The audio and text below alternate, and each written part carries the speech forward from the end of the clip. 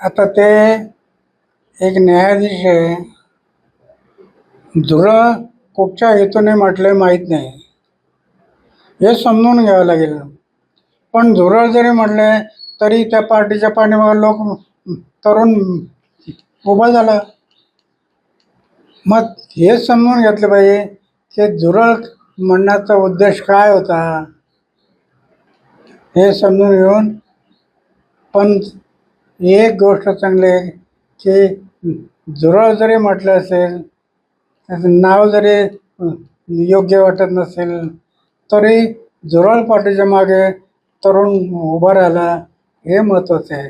म्हणून युवा शक्ती एक राष्ट्रशक्ती आहे असं समजून शासनाने त्यांचा अवेअर न करता त्यांना प्रोत्साहन द्यावं.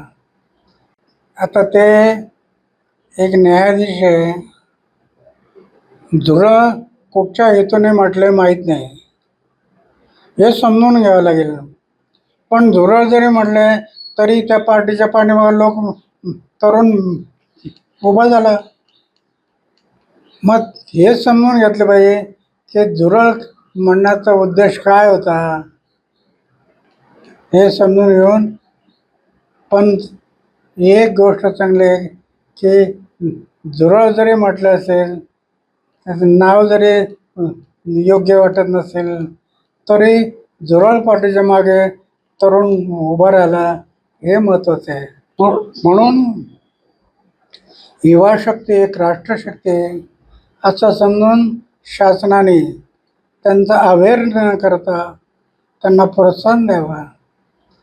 आता ते एक न्यायाधीश आहे, धुरळ कुठच्या हेतूने म्हटलंय माहीत नाही, हे समजून घ्यावं लागेल. पण धुरळ जरी म्हटले तरी त्या पार्टीच्या पाठीमागे लोक तरुण उभा झाला. मग हे समजून घेतलं पाहिजे की धुरळ म्हणण्याचा उद्देश काय होता, हे समजून घेऊन. पण एक गोष्ट चांगली आहे की झुरळ जरी म्हटलं असेल, त्याचं नाव जरी योग्य वाटत नसेल, तरी झुरळ पार्टीच्या मागे तरुण उभा राहिला हे महत्त्वाचं आहे.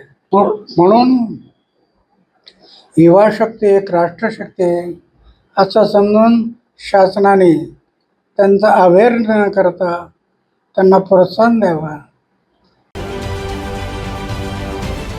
महाराष्ट्रातील सर्व बातम्यांचे विश्वासार्ह व्यासपीठ. सकाळच्या सर्व सोशल मीडिया प्लॅटफॉर्मला लाईक, फॉलो आणि सबस्क्राईब करा. तसंच सर्व नोटिफिकेशनसाठी बेल आयकॉन प्रेस करायला विसरू नका.